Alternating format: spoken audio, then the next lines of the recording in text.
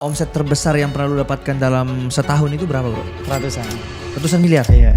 Wow, sekarang kita breakdown ya. Gimana caranya lu bisa mendapatkan ratusan miliar dari menjual satu niche yaitu pemutih ketiak? Pertama, kedua, yang ketiga, new. Semua influencer beauty sudah di-endorse sama Brighty. Sebulan itu kita udah endorse 2000 influencer yang kita endorse rutin per bulan. Ada beberapa influencer yang dalam tanda kutip muda FYP itu ada. Tapi lu harus bayar mahal biasanya kalau kayak gitu Iya, kan? mau tidak mau. Pancingan ke konten-konten endorsement yang lain yang similar nantinya. Framework marketing apa yang lu pakai yang kalau misalnya framework marketing ini dipakai oleh produk lain, maka apapun produknya itu juga pasti laku. Pertama adalah endorsement. Itu udah pasti ya? Udah pasti. Kedua itu affiliate. Ketiga performance marketing. Itu yang ads? Oke. Gitu. Keempat itu keenam Yang GMV-nya tinggi lu kasih hadiah nggak? Kayak misalnya ke Eropa. GMV sekian dapat Denza, GMV sekian dapat Vespa, GMV sekian dapat laptop. Bagaimana caranya untuk Gen Z atau siapapun yang menonton ini bisa menjadi kaya di tahun 2025? Jadi ternyata 91,6% orang yang nontonin podcastku itu masih belum subscribe. Nah buat teman-teman yang udah nontonin podcast ini berkali-kali dan suka dengan podcast ini, merasakan manfaat dari podcast ini, boleh tolong bantu aku untuk subscribe channel ini. Karena satu subscribe yang walaupun itu gratis, itu sudah lebih dari cukup untuk membantu tim dari The Samuel Chris Show untuk terus mengembangkan podcast ini. Aku janji sama kalian, dengan support kalian, satu subscribe itu, aku akan mengupgrade terus podcast ini dan mengundang bintang tamu yang lebih keren-keren lagi biar kalian terus mendapatkan manfaatnya dari podcast ini. Bro Hadi, thank you so much udah Sama-sama. mau datang ke sini. thank you juga udah di-invite. Tadi kan sebelum podcast kan ditanya kan, kenapa Yeah. aku mau undang kan? Oke. Jadi Kenapa? aku udah denger dari banyak banget orang tentang sosok Hadi ini yang katanya jenius banget. Waduh, apa tuh jenisnya tuh? Katanya hebat banget nih orang kayak secara marketingnya dan bahkan salah satu investor influencer kan sekarang Andrew Susanto. Ya. Dan ternyata kamu juga man behind Pusat Emas untuk ads-nya, kamu yang ngajarin timnya kan. Ya. Nah dari situ saya tertarik sih untuk wah orang ini harus ada di podcast saya nih gitu kan. Karena istilahnya podcastku sekarang itu memang lebih fokus untuk membahas sesuatu yang teknis lah. Kayak gimana cara making money, gimana cara sukses. Jadi memang aku undang di sini yang entrepreneur yang memang punya real business dan grow bisnisnya udah segitu panjangnya. Gitu. Iya. Jadi ini mungkin percayalah bagi saya teman-teman, mungkin teman-teman masih belum tahu Hadi secara dalam karena mungkin Hadi ini tidak terlalu belum mulai muncul. personal branding lah. Belum personal branding, belum muncul. Tapi percayalah episode kali ini tuh akan daging banget. Karena kita yang akan mengulik ya isi otaknya Hadi, kita keluarin semuanya untuk Samuel Chris juga belajar gitu kan. Jadi sebenarnya aku yang mau belajar sebenarnya di sini bro. Siap, kita siap sharing-sharing lah. Aman ya, oke. Background sedikit ya, Hadi ini adalah founder dari Brighty. Yes. Mungkin teman-teman tahu Brighty-nya tapi belum tahu ini adalah foundernya nih di sini ya. Betul. Dan Brighty kan sebenarnya dikenal sebagai produk pemutih ketiak ya yang orang tahu ya. Betul. Tapi sebenarnya Brighty ini apa sebenarnya bro? Oke, jadi Brighty itu sebetulnya kita memulai dari kategori industri kecantikan, beauty industry kita mulainya. Nah, untuk produknya sendiri memang audiens atau konsumennya Brighty itu mengenal Brighty adalah underarm care. Underarm care. Yes, karena Brighty ini bisa dibilang underarm care pertama di Indonesia dan bahkan satu-satunya di Indonesia. Sampai sekarang? Sampai sekarang. Kenapa menurutmu gak ada orang yang mau ikutin pemutih ketiak? Satu, secara market kecil. Jadi gini, di dalam industri kecantikan itu kan dibagi beberapa kategori ya. Ada skincare. Ada skincare, ada body care, Ya. ada parfum, ada hair care, dan lain sebagainya. Rangkaian-rangkaian lain lah. Dan itu kan kategori dari sebuah industri. Oke. Nah, kita bikin si Brighty ini subkategori. Ini ya, coba saya ambil barangnya ya. Coba. Ini charcoal, bukan ini ya. Yang produk pertama yang mana bro? Pertama yang glowing underarm. Glowing. Yang paling depan. Nah ya. Ini. Nah itu produk pertamanya Brighty. Ini produk pertama Brighty. Iya, itu Brighty glowing underarm atau whitening underarm lah. Ini kayak gimana modelannya bro? Ini boleh buka atau? Boleh buka ya? Silakan. Izin buka ya? Siap. Ini harga berapa satu produk ini? Kalau yang itu 99.000. Oke. Keras juga ya? Oke aman. Ini bisa dipakai berapa kali? Itu secara pemakaian 14 hari. Atau bisa sehari 2 kali lah. Modelannya krim ya? Yes, Jadi betul. Jadi ini dioleskan di ketiak. Yes, dioleskan di Untuk ketiak. memutihkan. Untuk memutihkan, betul. Wow. Oke, unik banget ya. Ini produk pertama nih. Itu produk pertamanya Brighty. Oh harum juga ya, kayak handbody gitu ya dia ya. Ya, betul. Oke, apa sih maksudnya menjadi inspirasimu sampai akhirnya bisa membuat produk? Dan ini kan yang aku lihat Brighty ini kan, nih sampai ini itu juga AHA underarm. ini juga tetap buat ketiak. Iya, buat ketiak juga. Untuk buat dia tetap moist. Iya, eksfoliasinya itu. Eksfoliasi. Kalau Yes. yang ini Itu underarm scrub. scrubnya ya, Scrub khusus ketiak. mengeluarkan daki-daki hitam ya pada ketiakmu Iya. ya. Biasanya kan body scrub. Ini kan Iya. underarm scrub. Tapi ini kalau ditaruh di leher kan ada daki-daki leher bro. Sama bisa. Bisa juga? Bisa juga. Oh semua di daki-daki aja keluarnya. Betul, area lipatan lah. Hari lipat dan ini katamu yang paling nomor satu sekarang laku ini. Sekarang Soap. nomor 1, yes, bar soap sekarang. Ini buat ketiak juga? Itu badan. Buat Jadi badan. karena kategori underarm itu terbatas secara market, makanya kita harus ambil market di atasnya underarm, yaitu body. Yang lebih luas lah. Yang lebih luas. Oke. Betul. Inspirasinya itu untuk membuat underarm care itu awalnya gimana bro? Awal mulai Brighty itu sebetulnya dari tren TikTok tahun 2020. Berarti udah 5 tahun brand ini berdiri ya? Iya, betul. Oke. Sudah tahun kelima lah ini. Iya, iya. Jadi kan dulu TikTok sebelum adanya keranjang kuning itu kan sebagai entertain yang sebetulnya dalam tanda kutip agak sedikit norak sebelumnya. Ya, joget-joget di TikTok. tahun 2018, 2019 karena TikTok itu transformasi dari Musical.ly ya Iya, iya. sebelumnya kan. Iya. Nah dulu TikTok itu dikenal joget-joget, tidak edukatif sebelumnya. Nah akhirnya ada perubahan tuh di tahun 2020. TikTok udah mulai transformasi ke arah yang lebih edukatif. Dan konten-kontennya udah lebih baik lah dari sebelumnya. Kalau tahu ya dulu kan joget-joget dan akhirnya transformasi. Nah di era transformasi itu COVID tahun 2020 tuh. Nah orang kan pasti fokusnya di TikTok. Karena memang platform yang baru banget naik secara data di kuartal 3 2020. Naiknya itu sangat pesat, bahkan jadi downloader pertama yang paling banyak diinstal itu adalah TikTok di kuartal 3 tahun 2020. Nah akhirnya di TikTok itu ada tren bro. Ada tren cium ketiak pacar. Oh. Tahun 2020 itu. Iya, iya, iya. Nah ada tren cium ketiak pacar. Memang waktu COVID itu gue belum punya brand. Oke. Jadi sebelumnya memang gue udah running digital marketing. Jadi dulu sebelumnya gue gak punya brand. Tapi kerja as a freelance digital marketing? Enggak. Gue jualan produk orang lain atau gue ngambil produk di supplier. Affiliate? Tanpa brand.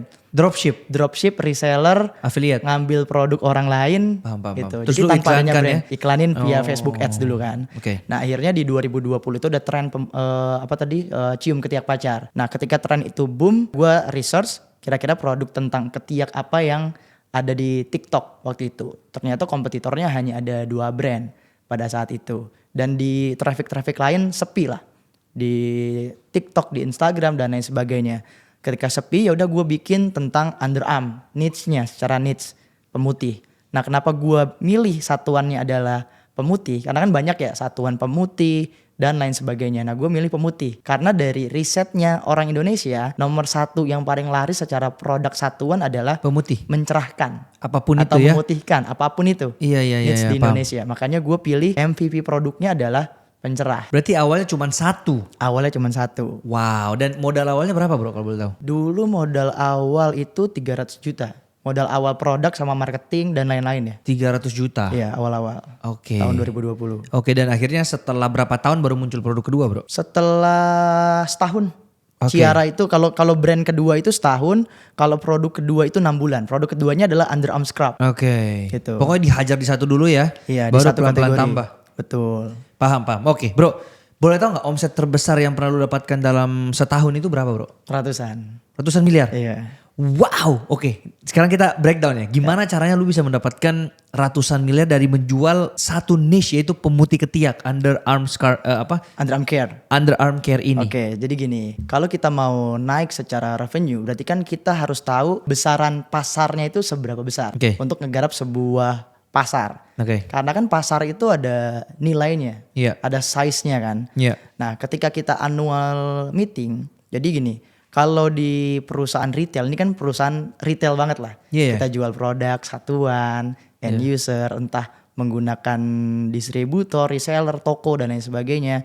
Pastinya kita harus mapping dulu. Iya. Mapping dari segi market size-nya dulu yang harus kita mapping. Besaran pasarnya itu seberapa besar. Pertama kita masuk ke dunia underarm care dulu. Secara pasar sebetulnya besar. Kenapa besar? Karena setiap wanita itu kan pasti memiliki area lipatan. area underarm. Pasti punya dong setiap wanita. Nah tapi apakah semua wanita itu aware terhadap underarmnya? Belum tentu. Berarti kan ada fase di mana kita harus mengedukasi market kita nih yang tadinya mungkin secara satuan market adalah 100. Bagaimana caranya kita naikkan menjadi 10.000 supaya market size-nya makin lama makin besar yang bisa kita garap. Berarti kan di situ berapa terjual udah? wah kalau underarm udah jutaan. Jutaan produk. Jutaan pieces sudah Dengan terjual. harga 99.000 yang paling murah. Iya, paling mahal. Dari awal harganya berapa emang? 99.000 dari awal. Dari awal itu pun launching harus sampai di riset sekarang. dan lain-lain gitu ya. Betul. Jutaan item. Ini yang Jutaan paling mahal. item. Yang paling murah berapa harganya? Yang paling murah Barso. itu Barso paling murah ya. 30.000. 39.000. Iya. Oke, lanjut terus. Oke, kan di situ kita tahu nih besaran marketnya seberapa besar. Berarti jutaan orang, repeat order kali ya? Ada yang repeat order, ada yang new customer. Berarti marketnya juga lumayan lah kalau jutaan. Lumayan. Karena kan marketnya sebenarnya satuan dari body care sebetulnya. Jadi underarm care itu adalah cerukan pasar dari body care. Iya. Nah kita lihat nih secara pasar itu kan sekarang udah kebagi dua. Pasar offline dan juga pasar online. Nah memang kalau di dalam 8 jam rumus 24 bagi 3. Yaitu 8 jam pertama biasanya kan orang istirahat. 8 jam kedua itu kerja. 8 jam ketiga itu lain-lain. 8 jam lain-lain itu secara data orang itu kan scroll sosial media. Average orang scroll sosial media dalam waktu 1 hari itu 1 jam 40 menit sampai dengan 3 jam average-nya. Berarti kan intinya kita harus tampil di tengah-tengah waktu 1,40 menit sampai dengan 3 jamnya mereka kan. Nah secara market size berarti kita harus ngegarap nih. Kalau misalkan marketnya anggaplah ada misal 50 juta orang yang aware terhadap underarm.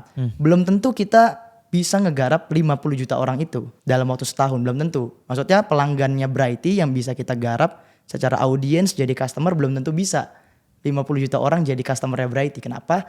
Karena di situ ada budget edukasi, ada marketing dan lain sebagainya. Karena belum tentu kapabilitas perusahaan atau brand itu menyanggupi untuk ngegarap langsung 50 juta orang yang diakuisisi. Jadi cost akuisisi itu selama 1 tahun kita budgetin. Jadi belum tentu nih Brighty kepedean misalkan anggaplah kita mau garap tahun depan adalah 100 juta orang harus beli Brighty. Belum tentu bisa tercapai.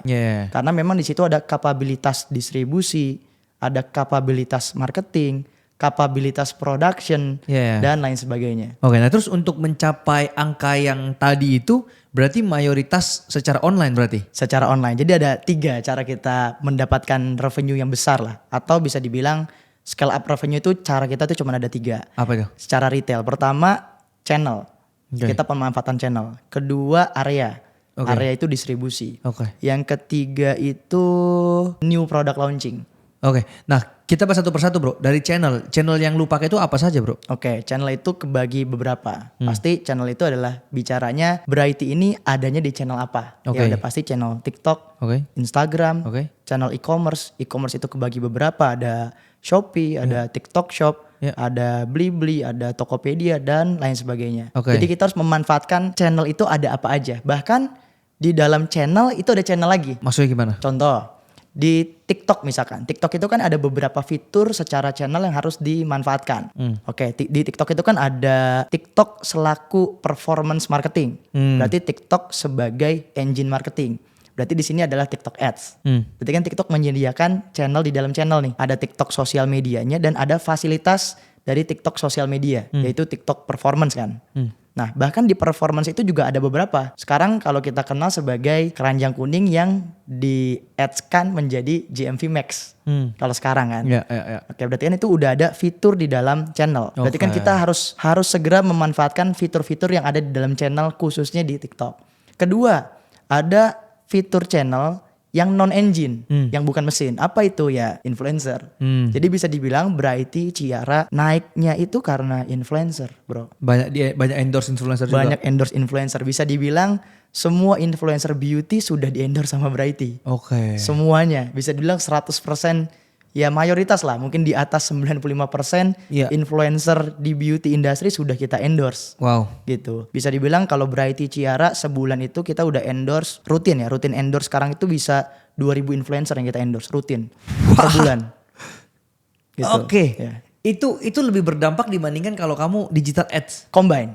Wow. Jadi 360 marketing. Jadi untuk pemanfaatan channel itu nggak bisa satu kanal channel, keseluruhan channel. Makanya tadi scale up itu kan kebagi 3 tuh. Ada channel, area, new product launching. Jadi channel ini kita harus overpower di channel. Misalkan channelnya ada TikTok. TikTok itu jangan sampai kita lihat TikTok itu sebagai TikTok ads-nya doang atau TikTok sosmednya doang. Ada TikTok GMV itu kan Max-nya. ada GMV Max-nya, Ada affiliate-nya, ada live-nya. Bahkan live aja kita bisa 24 jam. Wow, di akunnya Brighty. Iya, Senin sampai Minggu 24 jam. Wow. Hari libur kita juga live. Pokoknya semua jenis marketing yang bisa dimaksimalkan dihajar di situ ya. Dihajar semua secara 360 lah. Oke, sebelum aku masuk ke framework marketingmu dan lain-lain, kita masih bahas di satu yang namanya channeling dulu ya sebelum kita pindah ke area dan yang ketiga new product ya. Nah, tadi bagus banget dan menarik banget. 2.000 influencer setiap bulan. Ya, setiap bulan. Itu gimana cara kamu ngecek bahwa ini performance-nya gimana per masing-masing orang ini kalau 2.000 setiap bulan? Oke, pertama itu gue udah punya sistem marketing sendiri. Gimana maksudnya? Ngedevelop tools sendiri. Tools marketing. Aplikasi dong? Aplikasi. Oh berarti masing-masing influencer tuh punya linknya masing-masing yang lu bisa cek? Punya linknya masing-masing yang gue cek betul secara otomatis. Bahkan sebelum gue endorse itu gue punya penilaian terhadap influencer tersebut. Dia itu mahal, murah, affordable atau tidak. Bahkan itu udah ada toolsnya 1 tahun Brighty berjalan. Lewat aplikasi itu semua ya? Iya, bikin sendiri. Itu kalau misalnya kita mau pinjam ke si influencer gimana tuh?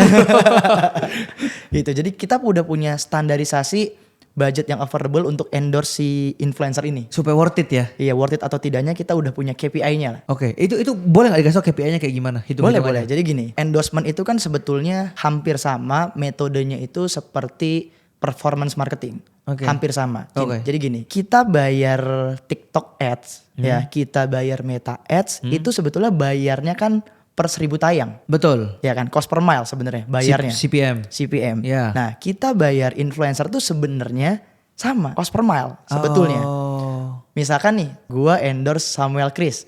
Apakah bisa Samuel Chris menjamin GMV? Kan nggak bisa sebenarnya. Tapi yang bisa adalah menjamin views tetap stabil, itu bisa diusahakan. Tapi kalau menjamin dengan endorse gue lu bisa dapat se-M, kan nggak bisa dibikin over seperti itu kan. Yang bisa adalah performance dari segi impression, views, impression, engagement mungkin bisa. Nah, walaupun ada beberapa brand yang juga sekarang nargetin aku di conversion nih Pak. Ya. Tapi nggak apa-apa, it's okay. Tapi nggak apa-apa, itu kan jadi challenge lah. Terus gitu. Nah, pertama itu kita ngelihat dari CPM, cost per mile-nya dulu, karena mau tidak mau di performance pun kita sebenarnya bayarnya cost per mile. Oke, jadi per 1.000 views per 1.000 tayang. Per 1.000 tayang dibayar berapa, Bro? Per 1.000 tayang itu kan rumusnya adalah cost per mile sama dengan cost dibagi impression dikali dengan 100, itu adalah rumus dari CPM.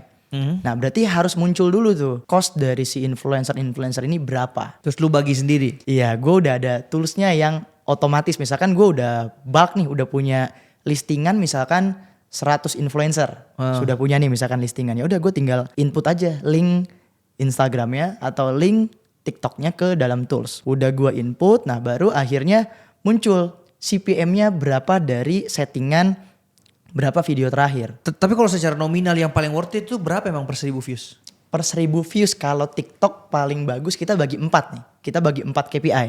Oke. Jadi kita punya KPI minimum, maksimum, average, sama median.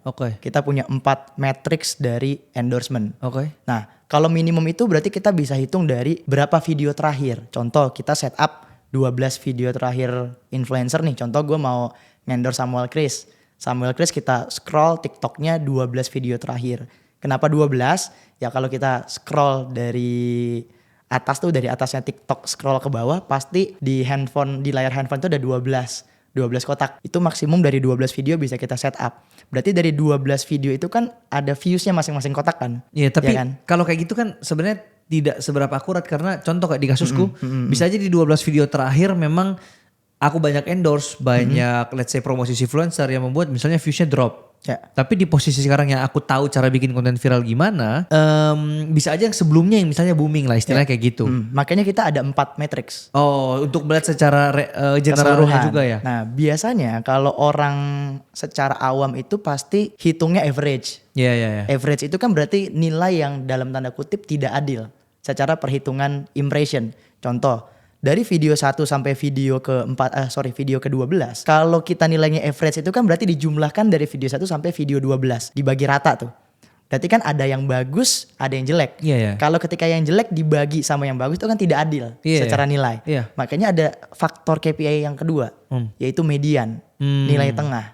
Berarti untuk mendapatkan nilai tengah itu kan ada rumusnya. Nah, rumus nilai tengah itu kan berarti harus diurutin tuh. Nah, kalau di sistem ya itu udah pakai coding lah. Itu rumusnya terlalu jelimet panjang karena kan kita harus cari nilai tengah yang adil itu berapa. Paham. Nah, baru cost per mile-nya itu ada cost per mile berdasarkan minimum views. Berarti gampangnya kalau gue endorse Samuel Chris, minimum CPM gue dapat berapa sih? Jadi dari 12 video terakhir. Jadi sebelum lu endorse si A misalnya, lu harus make sure bahwa ada minimal views yang dia harus capai. Ada minimum views dari 12 video terakhir. Kalau amit-amit flop, gue akan dapat sekian.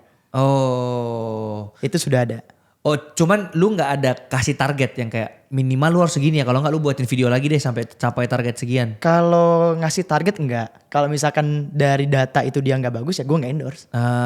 Gitu. Jadi gue udah nilai nih kalau dia average viewsnya jelek, ya udah gue nggak akan endorse. Ya, tapi kalau average viewsnya bagus, nilai mediannya bagus, ya udah gue endorse. Tapi kalau misalnya kita ngomong dia beli viewers, dia beli likes, lu tahu dari mana yang ini real yang mana enggak? Itu kita lihat dari komentarnya aja. Kalau komentarnya banyak gara-gara dia ikut grup support? Nah, kan biasanya nilai komennya itu biasanya cuman emot-emot doang. Atau misalkan gak relate lah sama videonya ya. Berarti udah ketahuan dia beli views atau dia beli bot lah. Kayak gitu. Atau pakai buzzer mungkin kan. Dan 2000 ini lu udah punya tim lah ya pastinya. Sudah punya tim. Gak mungkin lu sendiri yang ngecek satu-satu kan? Iya. Oke. Jadi sudah jadi SOP lah. Oke. Berarti gak ada angka pastinya dong. Kayak misalnya 1000 views itu sebenarnya equal to 400 rupiah misalnya, 200 rupiah. Tergantung orangnya juga siapa ya? Tergantung orangnya siapa, betul. Jadi kita kalau dari 4 penilaian itu kita juga bagi 4 cost. Dari segi KPI cost nih. Kalau tadi kan KPI matrixnya. Matrix itu kebagi 4, minimum, maksimum, median, dan average. Nah, dari 4 ini kebagi lagi 4 lagi. 4 cost.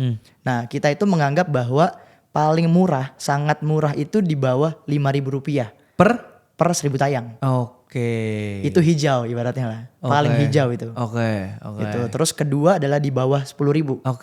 Tier 2 lah. Itu kuning. Ya, tier 2 biru lah. Biru. Ya, ketiga itu kuning itu 10 sampai 15.000 per 1000 tayang. Oke. Lalu keempat di atas 15.000 itu sebenarnya mahal. Sudah mahal. Betul. Karena itu bisa lebih murah kalau pakai ads, istilahnya kayak gitu ya. Ads aja contoh ya. Meta aja sekarang cost per mile-nya bisa 20 sampai ya 30.000 lah. Oh, mahal juga ya? Mahal memang Meta sekarang. Oh. Gitu. Sebenarnya lebih murah endorsement makan sekarang ya? Yes, betul. Asalkan nyari endorsementnya benar. Yang tepat ya? Yang tepat, betul. Berarti digital produk juga bisa endorse ya? Bisa. Semua produk itu sebenarnya bisa endorse. Boleh nih sih, bro.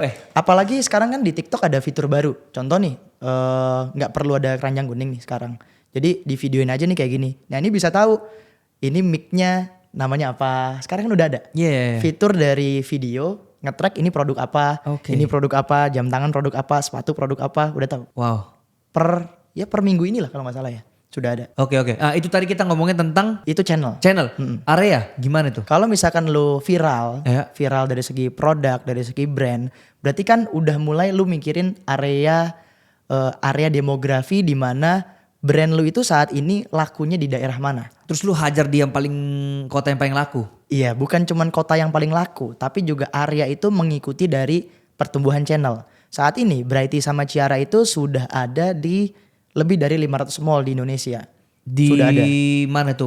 Sudah ada di Osam, Sosiola, Kimia Farma, Guardian, Watson, Century, Yokia, semuanya. Hampir semua udah ada. Alpha Gift kita udah ada juga. Wow. Sudah ready semua. Oke, walaupun awalnya itu online semua ya bro ya? Walaupun sekarang ya awalnya dari online, akhirnya teroptimasi secara tidak langsung ke offline-nya juga.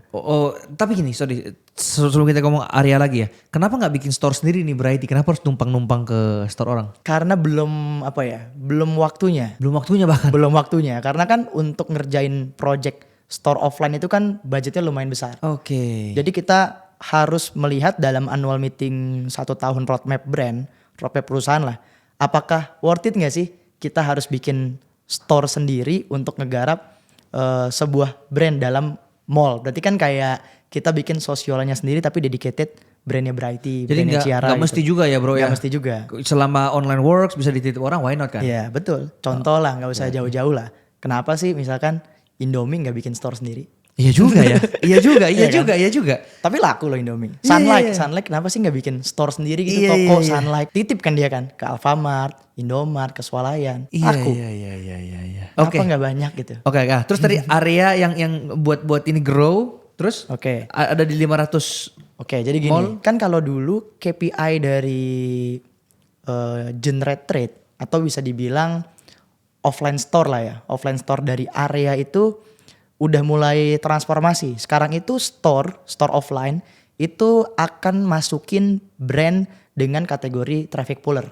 Traffic pullernya dari mana? Traffic pullernya dari online. Yang sudah terkenal, Yang sudah dia terkenal lebih dan gampang. mudah dijual. Ya, Betul. ya. Contoh, ini analoginya lah. Analoginya adalah kalau kita buka warung lah di rumah, misalkan warung kelontong lah, pasti kita bakalan ada di kulkasnya adalah Le Mineral, Aqua. Kita pasti ada Teh botol. ada teh botol, ada teh pucuk, dan pasti kita beli dulu kan. Iya. Kita nggak mungkin konsinyasi itu Iya. sama mereka karena mereka traffic puller. Iya. Anggaplah kita ke minimarket.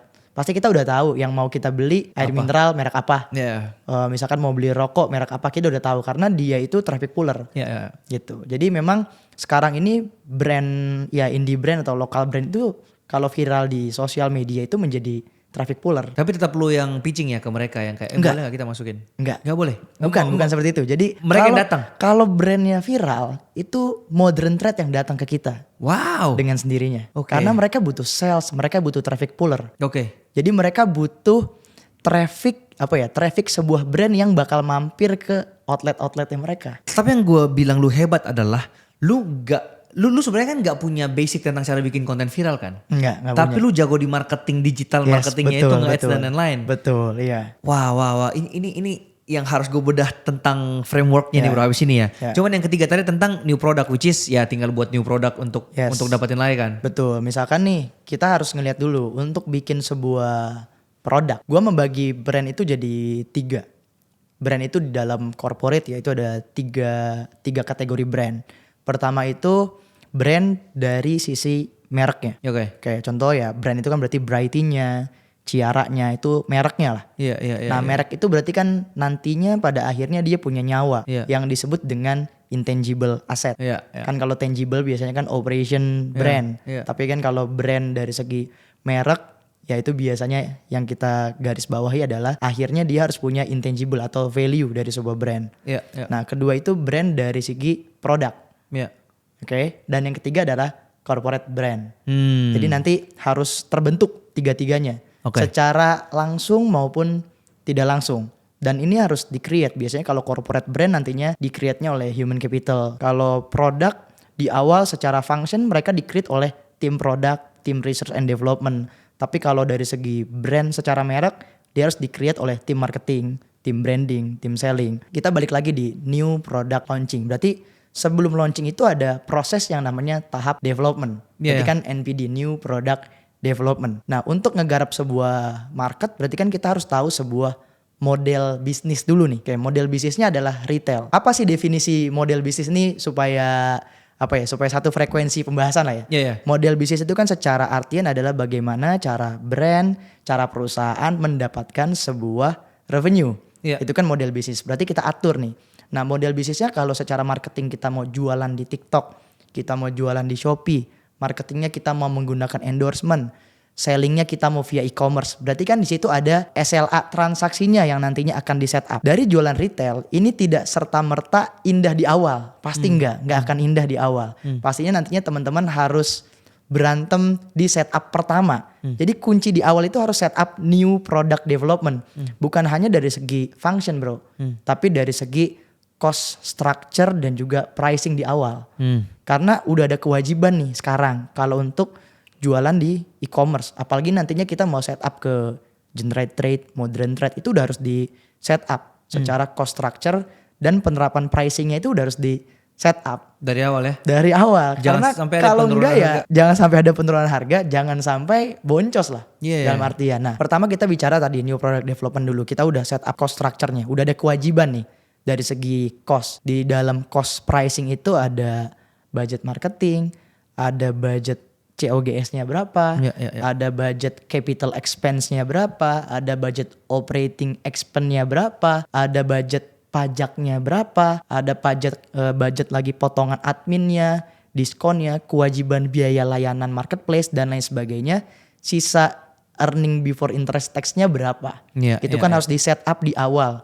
Khusus penjualan produk di e-commerce. Nah baru kita set up nih secara produk. Nah kalau tips dari new product development itu, kalau brand baru sebetulnya yang harus di-create itu adalah MPV dulu. Apa atau itu? minimum viable product. Oh iya oke. Oke, minimum viable product itu harus di set up. Jadi nggak bisa kita asal ngikutin orang atau asal ngikutin kompetitor atau asal ngikutin yang lagi rame itu apa. Nggak bisa. Contoh, Brighty lagi rame nih, ya udahlah kita tiru ya bikin brand kayak Brighty sama-sama bikin pemutih ketiak. Ya kalau cuma sebatas niru kayak seperti itu aja ya nggak akan bisa suksesnya sama karena tidak ada added value, tidak ada research yang mendalam, hanya ikut-ikutan aja. Nah kebanyakan itu yang gagal di market, kebanyakan yang gue research itu karena ikut-ikutan. Mau bikin produk A rame, ikut arus A rame. Mau bikin produk kategori B yang lagi rame ini, ya udah kita bikin ini gitu. Jadi ya semuanya serba ikut-ikutan. Sedangkan Brighty di awal kita tidak ikut-ikutan siapapun. Kita benar-benar bermain di blue ocean kategori yang kategori pasarnya kita yang bikin. New kategori produk yang kita ciptakan. Jadi seperti halnya ya tidak ada underarm care, kita ciptakan underarm care. Jadi new product development itu di set up di awal. Jangan kita boleh bermain di market yang red ocean, tapi harus ada rumusnya. Rumusnya adalah bagaimana cara kita mendisrupt sebuah pasar, sebuah market. Disrupt itu kan berarti harus ada added value dari sebuah produk. Cara meriset added value itu banyak hal. Bisa dari ingredients yang lebih bagus dari yang ada di pasar. Berarti itu riset tuh bro, riset pakai ya jurnal-jurnal bahan aktif. Nah biasanya tuh setiap tahun itu banyak active ingredients yang baru secara teknologi. Contoh dulu kan belum ada tren yang namanya ya yang orang-orang tahu ya DNA salmon lah kalau tahu ya. Jadi itu sebelumnya belum ada kan yang namanya DNA salmon. Jadi semakin bertumbuhnya era lah. Makin lama itu makin banyak inovasi lah. Mulai nantinya ada DNA salmon. Kalau di bar shop ini kita menggunakan namanya Derma White. Kalau sebelumnya itu kan yang pasarannya udah banyak kan biasanya niacinamide kalau tahu ya. Terus ada lagi kojic acid, ada lagi misalkan alpha arbutin dan lain sebagainya. Nah kita kalau misalkan mau inovasi tidak harus mengikuti tren di pasar, tapi kita harus ngelihat tren yang nantinya akan tumbuh atau kita menciptakan sebuah tren yang lebih dari ingredients atau teknologi sebelumnya. Itu yang harus di set up di awal untuk syarat disruption. Itu. Ya contoh lagi kalau analogi mudah nih ya. Analogi mudahnya adalah market itu harus dilihat yang ready to go sebetulnya. Dalam arti gimana? Contoh. Sebenarnya market underarm itu sudah ada. Marketnya ready to go, tapi belum ada produknya, belum ada brand yang masuk di sana. Tapi secara market itu siap. Jadi sebetulnya Brighty tidak 100% mengedukasi sebetulnya ya. Karena marketnya sudah ada, sudah ready to go tapi tidak ada supply-nya, demand-nya sudah ada. Contoh lagi, kita pakai analogi, nah Gojek itu kan sebetulnya dari sisi market dia hanya memindahkan behavior. Sebetulnya orang di era Gojek launching menggunakan aplikasi, orang sudah mulai aware dong terhadap digitalisasi, satu. Kedua, orang sudah aware naik transportasi sebetulnya. Tinggal memindahkan behaviornya. Yang Gojek create itu adalah behaviornya. Sama seperti Brighty. Orang sudah menggunakan deodoran dari dulu kan. Orang sudah menggunakan waxing dari dulu. Tapi orang tidak disuplai yang namanya produk underarm care. Rangkaian perawatan ketiak. Sama halnya kayak Gojek. Orang belum diedukasi behavior pesan ojek via handphone. Pesan taksi via handphone. Pada era itu belum diedukasi. Behaviornya berarti yang harus diubah sebetulnya. Paham. Nah ini bagus banget penjelasannya bro. Karena yang aku juga lakukan di Sifluencer itu hal yang mirip sebenarnya. Jadi walaupun kita ngelihat mungkin di momen kita open Sifluencer 2 tahun yang lalu itu udah ada beberapa orang yang sudah memang mengedukasi tentang cara bikin konten viral gitu kan. Cuman begitu kita masuk kita membuat sebuah unique selling point yang berbeda, yaitu apa? Kita ada mentoring one on one yang belum dilakukan oleh banyak orang. Kemudian kita ilmunya itu sangat-sangat bisa dipraktekkan dengan mudah. Yang dimana mayoritas itu hanya teori, tapi begitu prakteknya tuh bingung. Kita berusaha gimana untuk ini tuh dibuat sesimpel mungkin dan kita startnya tuh from MVP tadi. Minimum viable product ya. Dari 25 orang aja dulu.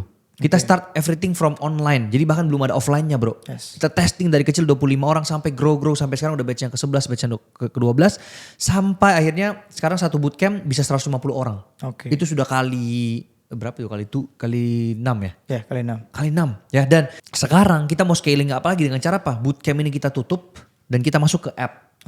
Jadi app-nya pun kita buat tetap unik, tetap ada live mentoringnya dan lain sebagainya. Ya kayak gitu ya. Betul, nah jadi ini sesuatu yang kita grow pelan-pelan tanpa melihat atau meniru orang lain. Istilahnya seperti itu ya. Betul. Nah begitu ada yang mau tiru kita, yang dimana sudah ada beberapa, mereka ngerasain bahwa ternyata susah banget ya. Dan akhirnya nggak works. Karena kita itu dari awal benar-benar yang sampai benar-benar turun ke lapangan. Karena kita yang mengedukasi pertama. Kita yang mengedukasi pertama. Kita ingin sampai akhirnya sekarang overflow banget ke si influencer dan lain-lain gitu kan. Dan yang tadi ya kayak marketnya sudah ada tapi belum ada pemainnya. Betul. Orang sudah akan mulai menyadari bahwa penting banget nih social media di sana. Penting banget personal branding. Mau belajarnya di mana ya? Begitu kita ada si influencer nih bisa. Nah istilahnya seperti itu kan. Jadi marketnya sebenarnya udah ready to go, tinggal disupply dengan produk yang bagus sebetulnya. Bro, kita masuk langsung to the point deh. Ke framework marketing apa yang lu pakai, yang kalau misalnya framework marketing ini dipakai oleh produk lain, maka apapun produknya itu juga pasti laku. Marketing itu kan yang harus dimanfaatkan adalah channel ya. Marketing itu kan bicara marketing, bicara channel. Tapi bicara marketing, bicaranya adalah channel yang efektif itu yang mana? Yang bisa menghasilkan efektivitas secara return on marketing investment yang works. Nah, jadi apa channelnya yang paling oke? Pertama adalah endorsement. Itu udah pasti. Itu udah pasti ya? Udah pasti. Satu endorsement. Kedua itu affiliate. Nah, ini aku bakal bahas banyak tentang affiliate habis ini ya. Affiliate, terus? Ketiga performance marketing. Itu yang ads. Itu, Keempat itu customer relationship management. Gimana itu maksudnya? Itu CRM. Jadi kita harus nge-set up sebelum kita launching sebuah produk. Sebetulnya nantinya kita udah harus nge-set up nih.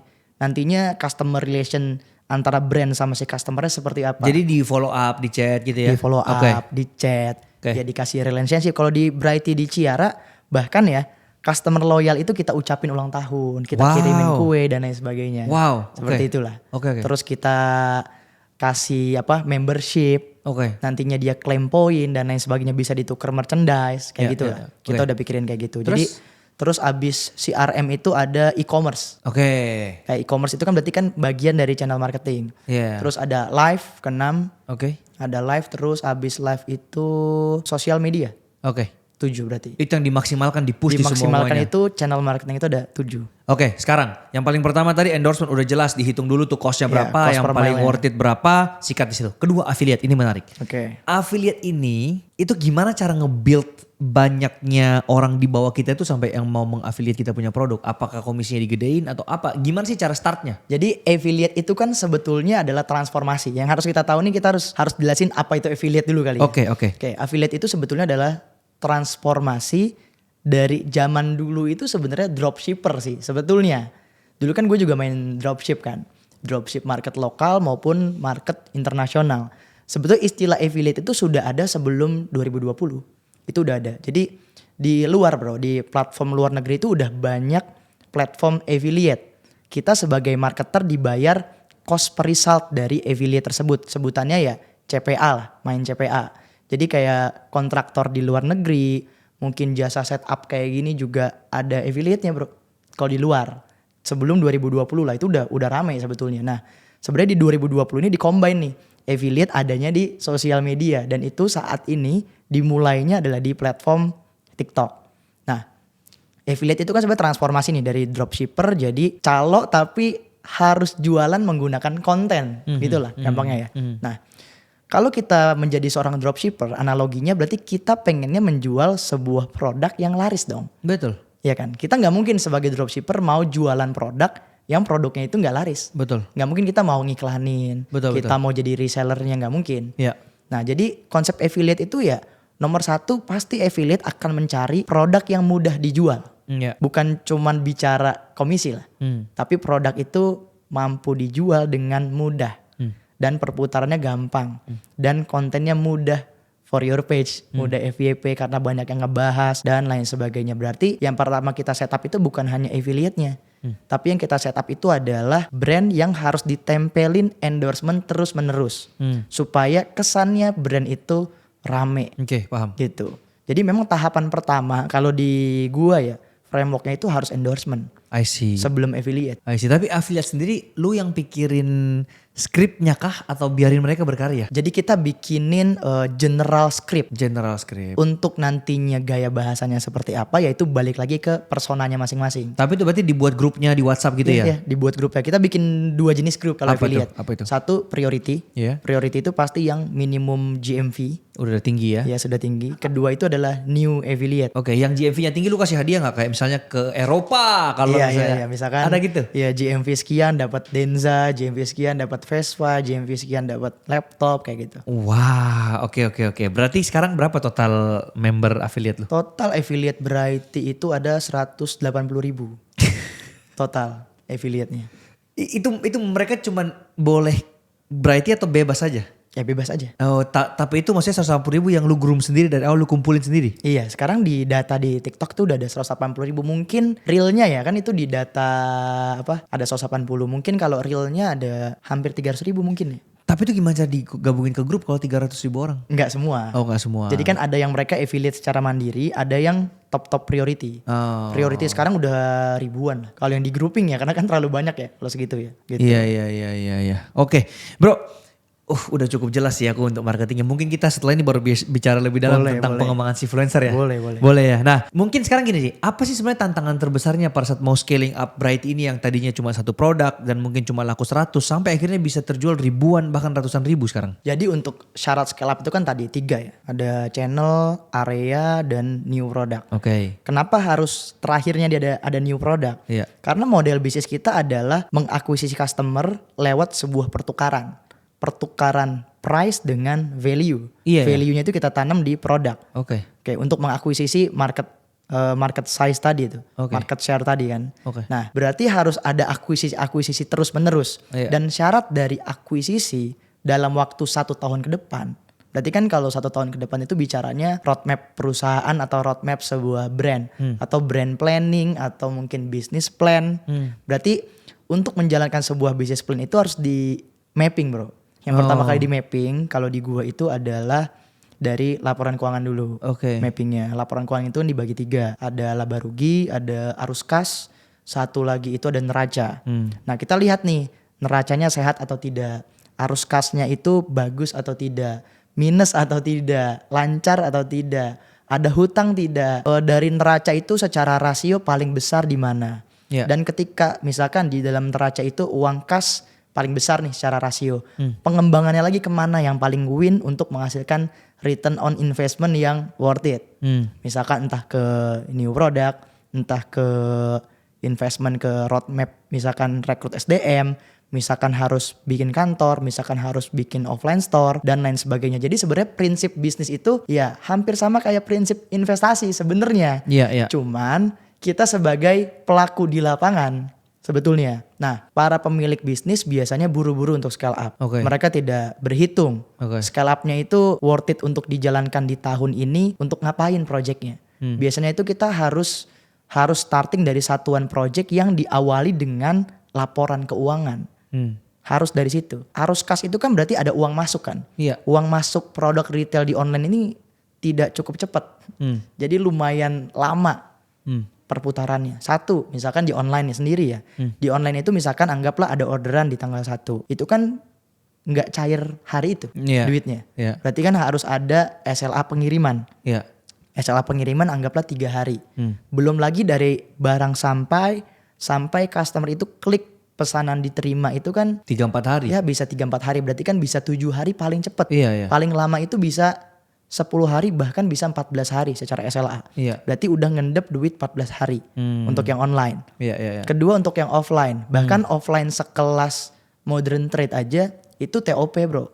TOP-nya itu bisa 30 hari. Bahkan kalau produk winning itu bisa CBD atau cash before delivery itu bisa. Tapi kan itu tidak banyak. Biasanya 30 hari tuh kalau toko atau modern trade atau general trade untuk ngebeli produk retail.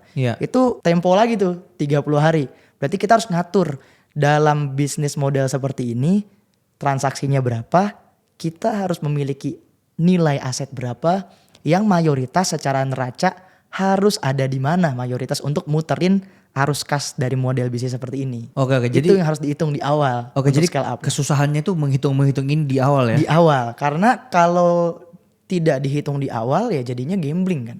Betul. Gitu. Oke bro, gue kan lihat lu ini sekarang kan apa ya, sangat-sangat low-key ya. Istilahnya kayak tidak usah pamer-pamer mobil sport, jam tangan mewah. Bajunya aja sesimpel itu ya. Nah itu maksudnya sengaja kamu aturin seperti itu diam-diam untuk menghindari pajak atau memang lu ada kayak perhitungan tersendiri kayak sebelum aku beli barang ini tuh aku harus punya uang berapa kayak gitu? Kalau soal style nggak ada perhitungan ya. Mungkin ya. Karena backgroundnya gue satu introvert. Iya. Belum terbiasa dari dulu berbaur di publik tuh nggak terbiasa. Kedua mungkin faktor lingkungan juga. Oke. Faktor lingkungan dalam arti gue dibesarkan di lingkungan bisa dibilang internet marketer atau digital marketer, itu rata-rata secara fashion ya seperti ini gitu. Jadi nggak ada tuh yang namanya pamer jam tangan, pamer mobil, pamer ini nggak ada. Iya. Bener-bener nggak ada. Jadi dipengaruhi oleh lingkungan. Bahkan dulu ketika gue kuliah bahkan running Brighty itu di sekeliling gue itu nggak ada yang nunjukin pamer A, pamer B, pamer C, nggak ada. Iya. Yang penting sekarang mau liburan kemana bisa. Ya, mau makan apa bisa. Bisa ya. Jadi gue nggak punya benchmark untuk ngabisin duit. Bahkan ini ada satu fakta menarik.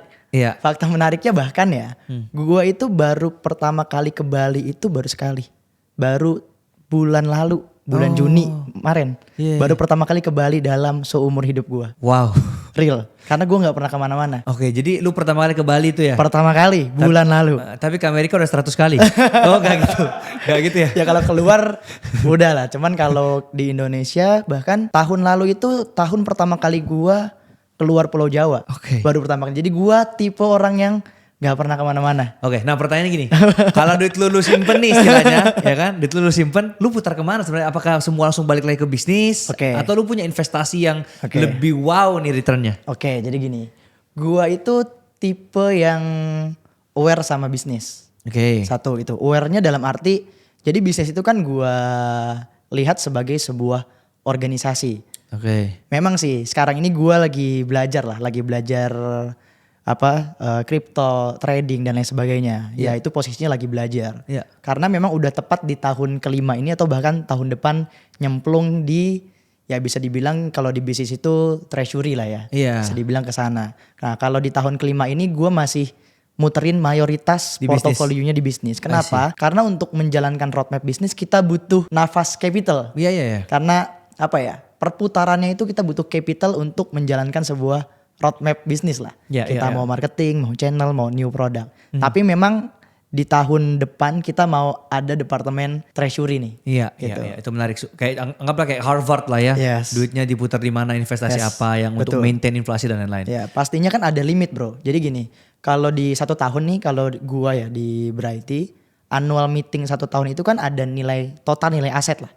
Total nilai asetnya berapa? Nah kira-kira dari total nilai aset ini tahun depan kan pasti gue punya target dong. Betul. Entah target omset berapa, betul. Target earning dari net profit berapa, Iya. Target dari target new produknya berapa, target cost dan lain sebagainya. Nah kita hitung return on equity-nya berapa. Iya. Kalau dari return on equity-nya itu misalkan ya tidak bisa tinggi setinggi Bitcoin atau setinggi obligasi, ya berarti tidak perlu jor-joran lagi ke limitasi bisnis ini. Iya. Itu aja sebenarnya sih. Nah kalau sekarang secara nilai masih di atas obligasi, masih di atas lain-lain lah. Iya.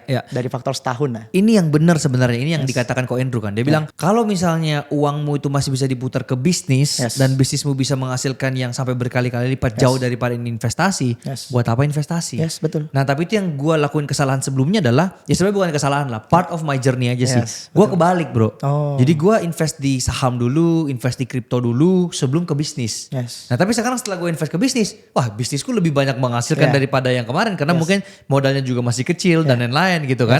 Akhirnya sekarang yang terjadi adalah gue akan rebalancing portofolio habis ini. Yang awalnya 90% di kripto, gue akan tarik sebagian untuk gue invest banyak banget di bisnis-bisnis yang sekiranya bisa nge-grow portofolio gue jauh lebih cepat daripada kripto. Tapi gue sebenarnya nggak sesali sih, karena kalau gue nggak invest ke kripto, gue nggak mungkin jadi influencer kripto sekarang, influencer finance yang notabene-nya juga dapat main income-nya juga dari endorsement brand-brand kripto dan lain sebagainya. Jadi menurutku ini suatu journey yang memang aku harus lewati lah. Betul. Istilahnya seperti itu ya. Cuman memang kalau benernya menurutku juga adalah cari uang sebanyak-banyaknya, putar dulu di bisnis yang bisa grow jauh lebih banyak daripada investasi ini. Kalau duitnya udah gak tahu mau diapakan, atau yang tadi ya returnnya itu sudah gak bisa setinggi dari yang lain, obligasi dan lain, dan putarlah di situ. Yes, betul. Gitu ya? Yes. Oke, bro, menurutmu semua orang itu bisa jadi pebisnis gak sih? Kalau dibilang semua orang bisa jadi pebisnis, bisa sih.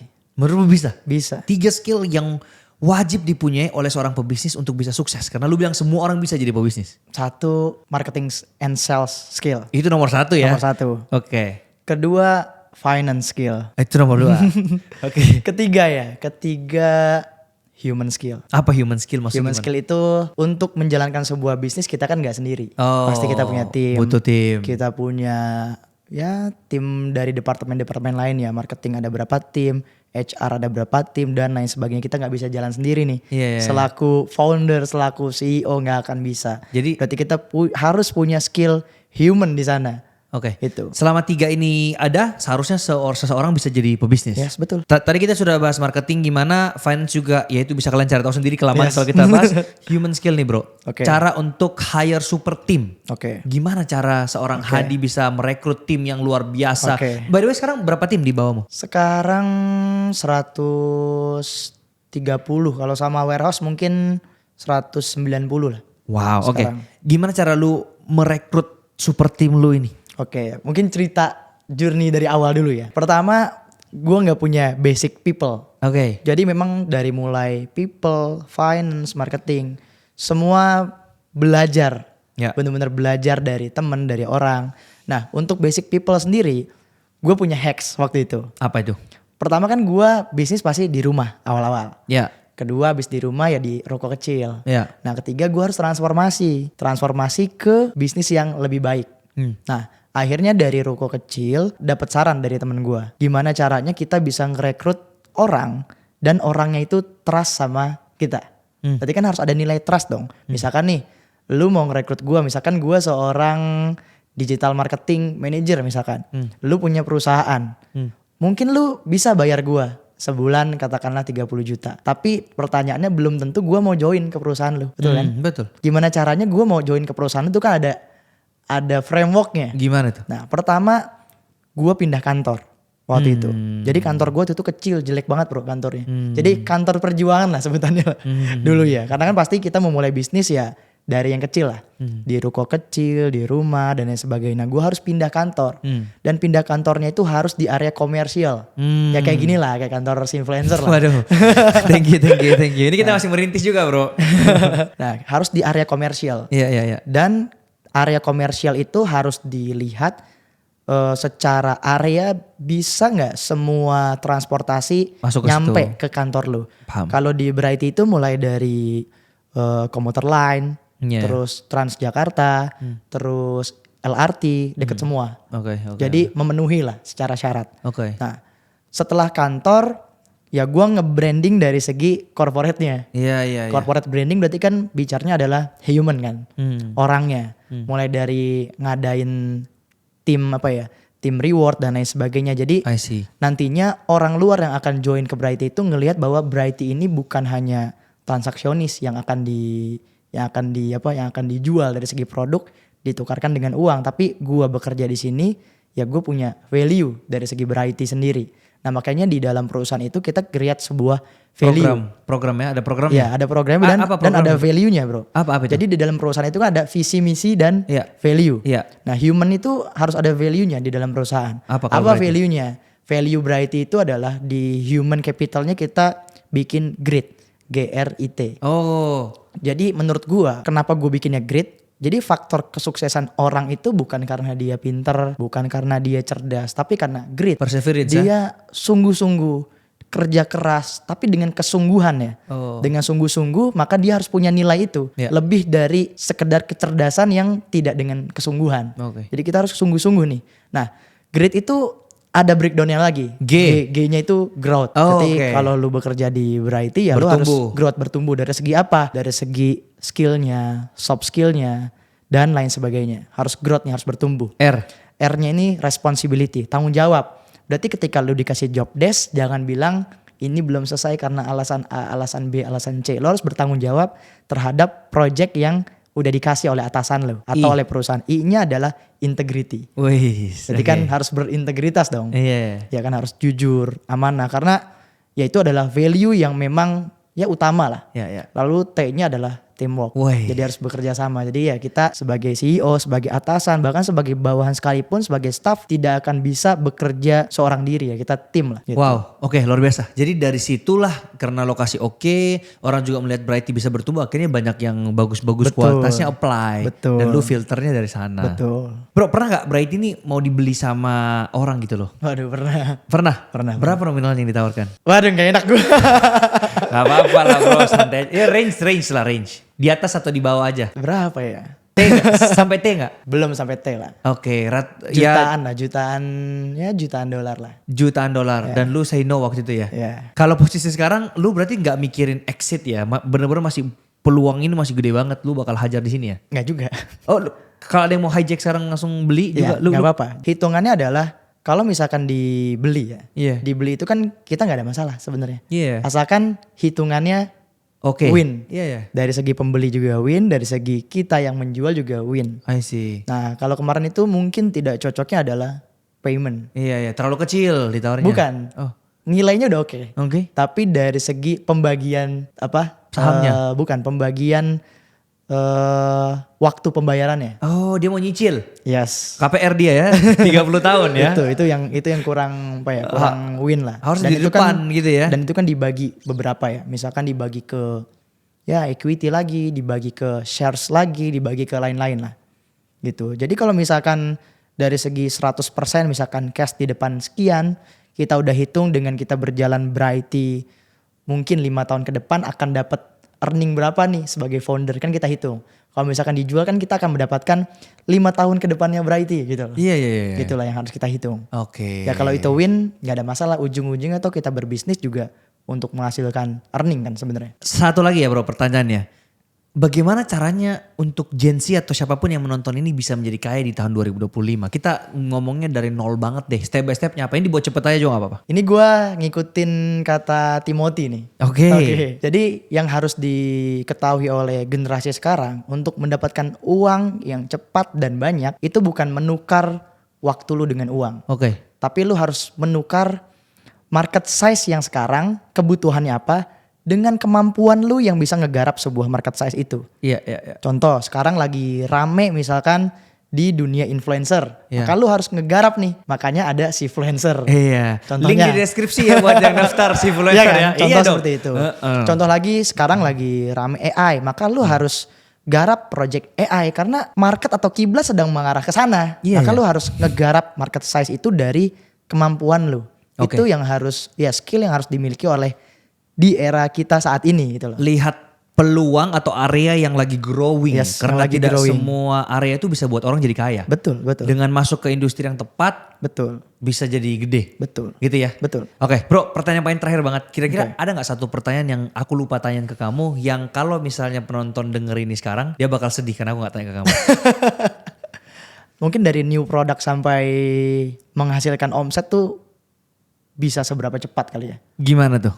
Jadi kalau launching produk, contoh ya, itu produk bar soap contoh. Sabun batang ya. Padahal kan sabun batang itu kan udah banyak di pasaran. Bahkan di TikTok, di Shopee.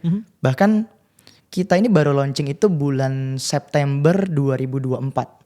Belum sampai setahun ya? Belum sampai setahun. Di September 2024 itu kita launching dan 1 bulan pertama itu udah menghasilkan 30.000 penjualan di TikTok dan Shopee. Nah, kita breakdown lagi, kita mau scale up.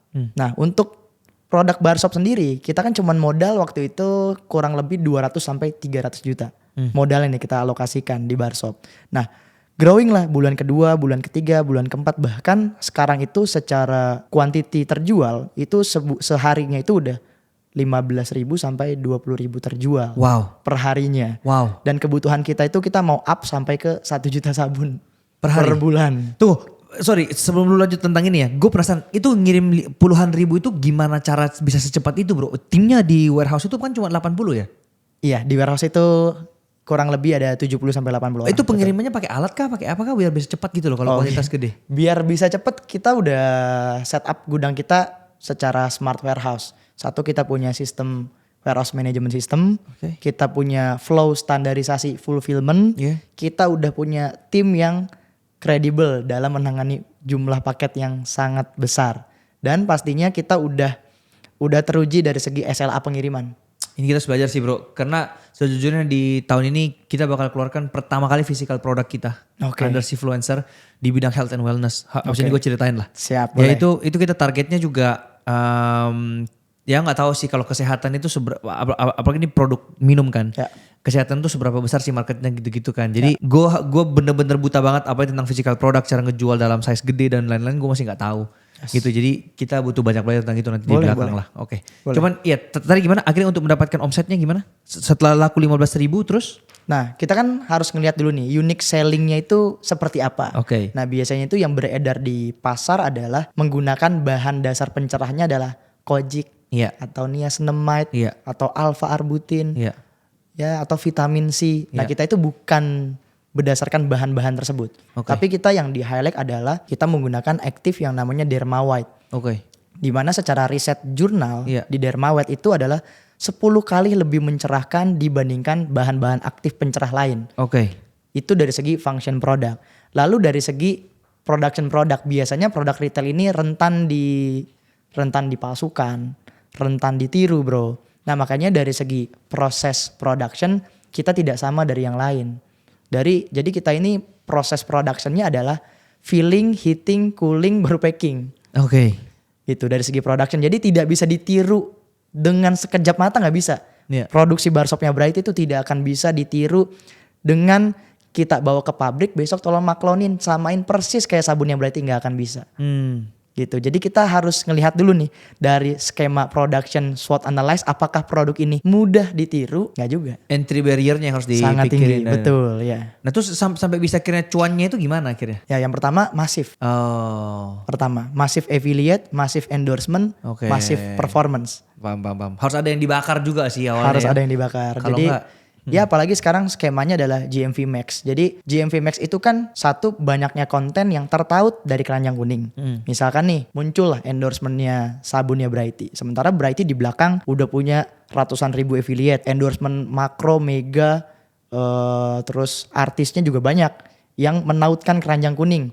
Otomatis ketika orang like, comment, share, ataupun save, ataupun tayang di berandanya atau FYP-nya orang, akan dikasih terus kan, akan dikasih terus konten yang tertaut dengan barshop, tertaut dengan konten-konten lainnya, dan itu juga budgetnya sangat besar. Iya. Oke, paham. Jadi auto win lah. Kita itu punya standarisasi impression yang harus digarap, standarisasi PDP impression product, ada standarisasi engagement yang harus dicapai, itu ada semua. Bahkan sudah detail per produk, per kategori, bukan hanya per brand lah. Ini aku udah mau tutup tapi ada pertanyaan terus nih di kepala aku bro. Aku tanya lagi ya sebelum aku menyesal ya.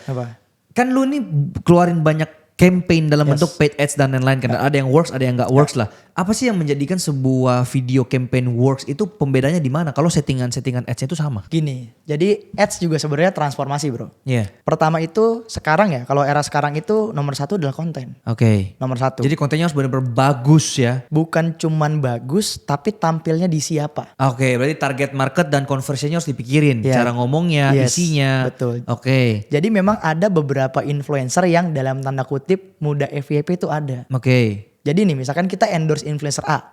Itu memang mukanya gampang banget FYP. Tapi lu harus bayar mahal biasanya kalau kayak gitu kan? Iya, mau tidak mau jadi gitu. Tidak mau, Kenapa? Karena supaya pancingan. Pancingan ke konten-konten endorsement yang lain yang similar nantinya. Ngebahas produk barshop, ngebahas produk Brighty yang lain ya similar.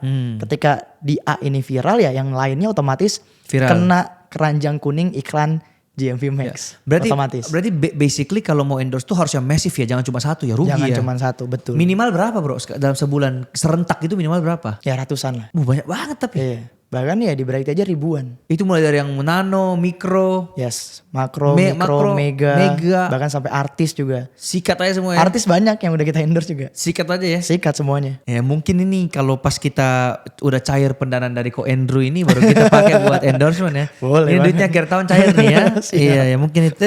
Tapi lu di Brighty ada investor gak atau solo? Gak ada, solo. Solo ya? Yes. Mau gak sih influencer invest bro? boleh.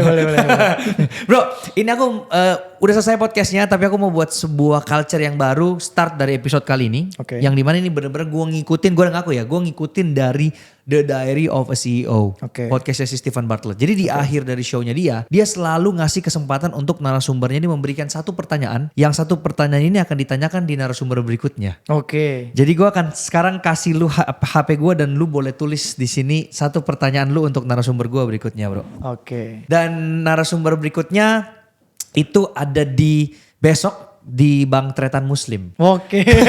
Tapi lu mulai tanya apapun itu lu mulai tanyain. Dan kalaupun video ini tidak tayang secara berurutan, at least kalian tahu pertanyaan hadiah akan ditanyakan di punyanya Tretan Muslim. Oke. Gitu ya. Ini langsung ketik aja nih. Langsung aja ketik satu pertanyaan. Tretan Muslim. Buat Tretan Muslim. Oke. Tapi gue gak akan bahas ini sampai Tretan Muslim nanti muncul baru gue bilang ini pertanyaan dari narasumber gue sebelumnya. Gue bilang kayak gitu. Oke, gue ketik nih ya. Ketik silakan.